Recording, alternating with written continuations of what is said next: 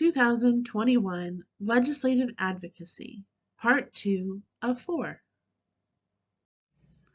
Hello, I'm Cheryl Cisneros from the Oregon Developmental Disabilities Grassroots Oregon, or GO project, online training for the 2021 legislative session. We hope that you enjoy this part of our online training. Now let's go. So let's talk about the state budget. The state budget is important because we want to make sure there is enough funding to support the services that people with developmental disabilities and their families need. We want to make sure there's enough money in the budget in the state to make sure the people have the right services at the right time in the right amount to meet their needs. So why do we talk about the state budget and how does it all work? Well, most of the revenue in Oregon comes from income taxes and property taxes.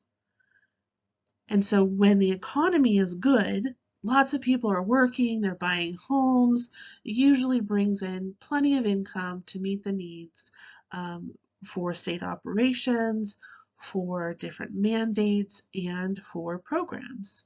However, when the economy is having trouble, like it is now during COVID, then there are less people working, so less income is coming into the state budget, and there are less people keeping their homes, which means that that's less property tax coming into the state budget, which means that we have less money coming in and more is needed to go out to help people in times of crisis and need during difficult times.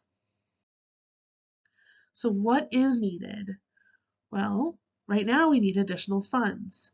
We may be hearing that there are federal funds that we expect from the federal government to help us right now during this pandemic.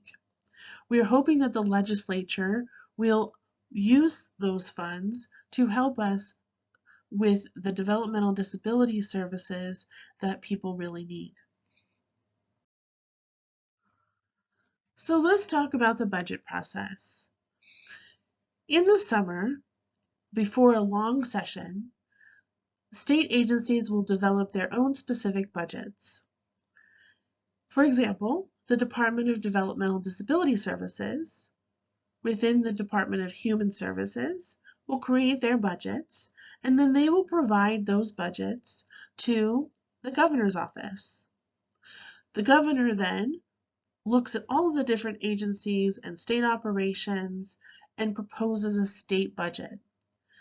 The governor proposes that budget to the legislature, Ways and Means Subcommittee leadership, who then take the governor's budget and review it, and then they make changes based on the legislature's decisions, based on what citizens say is important to them in their own districts and throughout the state.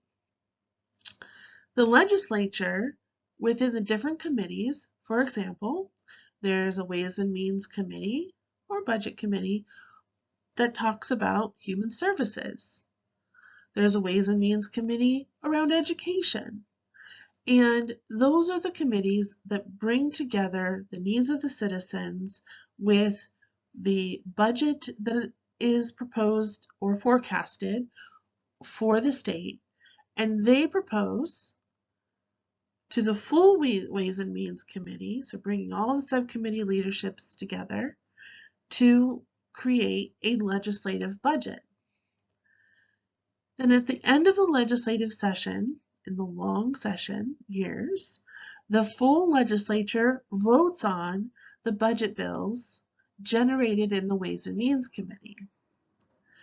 And then at the end of the legislative session, the governor will either approve or veto the budget. So now let's talk about the session priorities for developmental disability services according to the Oregon Developmental Disabilities Coalition. We have 4 priorities this legislative session for funding. The first one is direct support professional wages. The second, case management funding.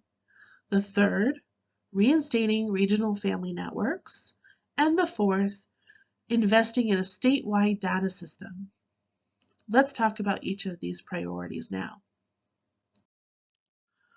One of our legislative budget priorities this year is to reinstate the regional family-to-family networks.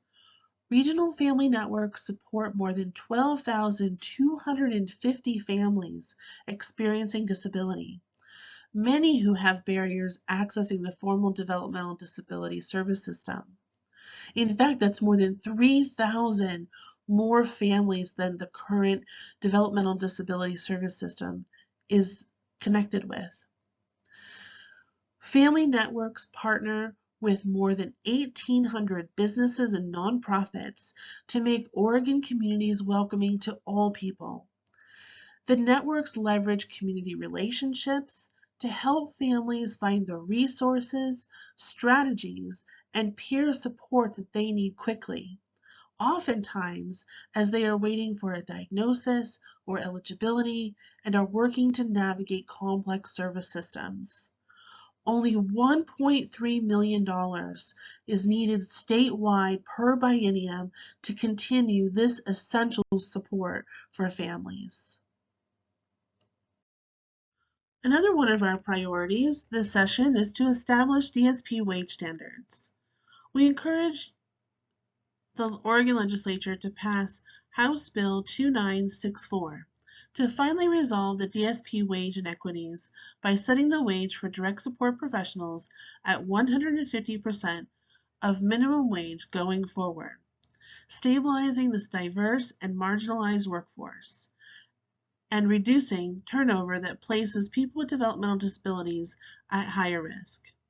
House Bill 2964 is the long-term solution to a long-term issue.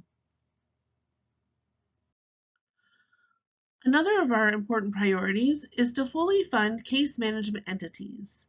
We want to ensure that DD case management entities are fully funded. DD case management funding has not kept pace with increased workload over the past 3 biennia. Currently funded in the low 70% range, a return to 95% of the DD workload model for overall operational costs and 100% of the DD workload model for staffing full-time equivalency is needed to meet increased demands. And our fourth legislative budget priority this session is to develop a statewide data system. We are asking legislators to restore the investment in a statewide integrated data system needed to identify trends and inform policy decisions at the state and local level through one accessible system. We hope to replace inefficient and disconnected databases currently used. This will also provide transparency and access for people with developmental disabilities and their families to upload records and track services through a secure online portal.